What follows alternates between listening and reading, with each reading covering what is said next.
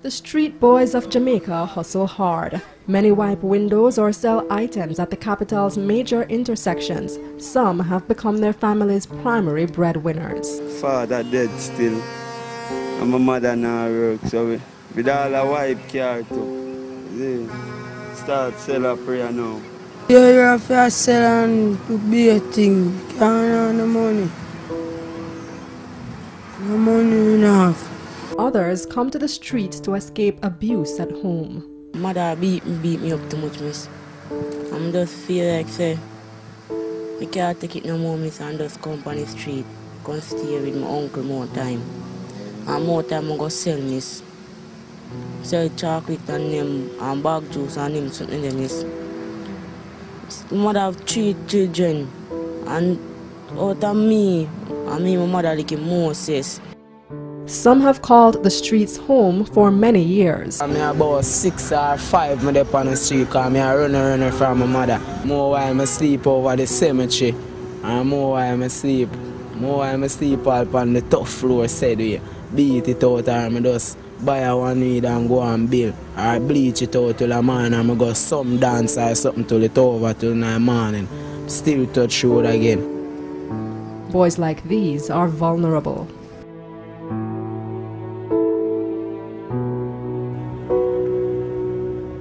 The administrators of the Possibilities Program and Hostel know this all too well. They've helped hundreds of at-risk boys improve their lives by providing support, education and training, and a home. The boys we deal with, right, they're poor, which means they have needs, material needs. And what we find is some of the abuse that they're experiencing when they're on the streets is because of their needs. So somebody will come to them and give them a phone, a cell phone, and try to befriend them.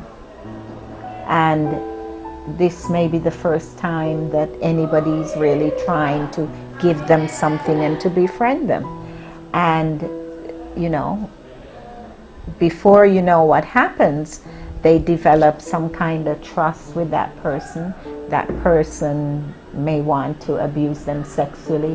We've had reports of boys also being at risk for sexual abuse on the street. We've heard some sad stories about the boys. I've heard of certain points in Kingson where these boys can be picked up in the nice cars and taken off and then brought back.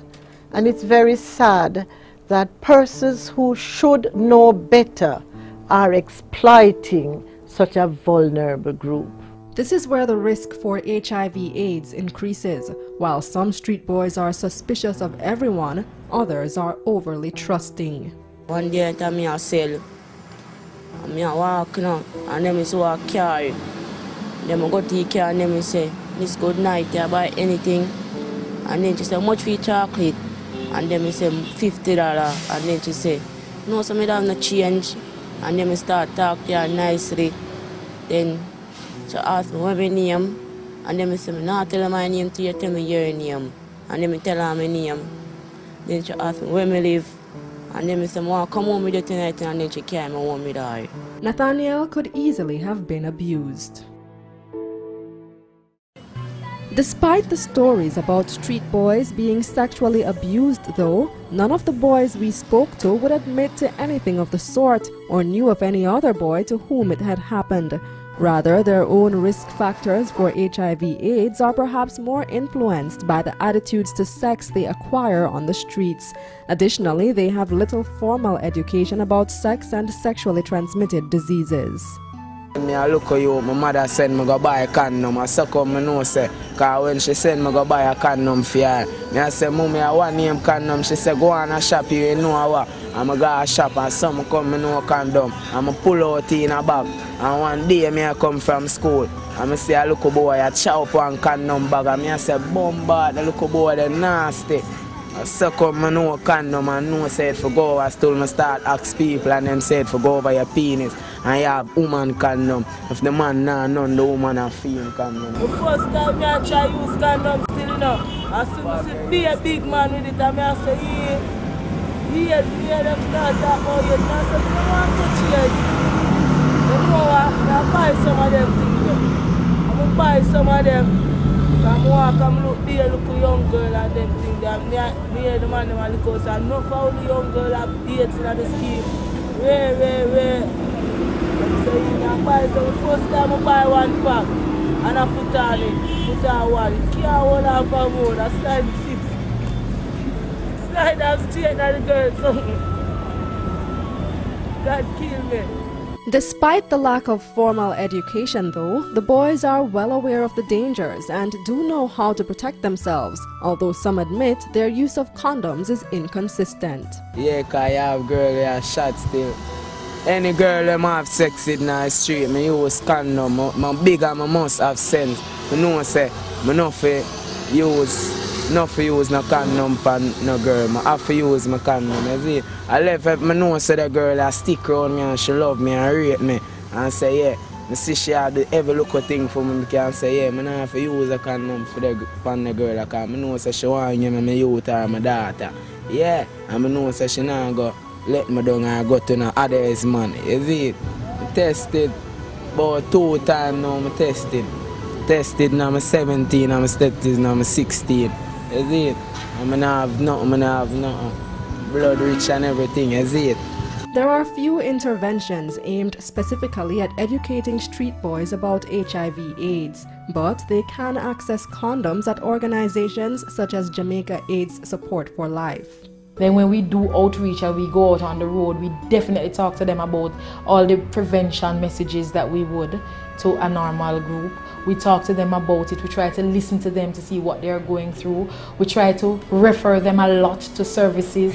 We try to refer them a lot to youth development programming. Some boys' homes and hostels also provide sex education, but first they have to gain the boys' trust. We have boys that have come to the hostel and they won't even sleep in the bed. First couple of weeks, they'll sleep on the floor because that is what they were used to.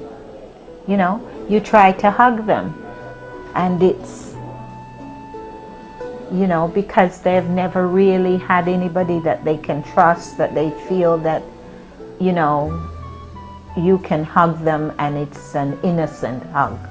We always have somebody that comes in, deals with them about sexually transmitted diseases, sexuality, and we find that it's very important because clearly we want them to see that there is a right way and there is a wrong way. And also, more importantly, we want to ensure that they understand that it is important that they understand that there are aspects to sex that can be a real danger for them. With the right information and access to condoms as well as counseling and testing, Jamaica's street boys can have one less thing to worry about. They can instead focus on the dreams and aspirations of youth. I want to turn engineer, miss. I want to fix car like my uncle. Help my uncle do things too. Because more time, I dey on the road and nothing go on. And I know say the road rough, miss. I know say the place rough. So, I have to take my local time and do what I have to do. You know say you can't bomb your shit, you can't turn a gunman or nothing. And I don't want to do that.